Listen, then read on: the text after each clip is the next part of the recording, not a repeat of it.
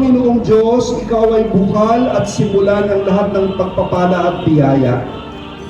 Hinihiling po namin, igawad mo ang bendisyon at pagpapala sa lahat ng mga imaheng ito na naririto ngayon sa exhibit, na nagpapaalala ng kanilang kabutihan at inyong kabutihan din, kabanalan at pagmamahal sa aming lahat, upang ang lahat ng dumulog at magdasal sa mga imaheng ito ay magtamo ng iyong awa at biyaya.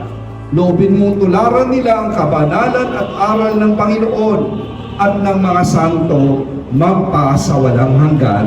Amen.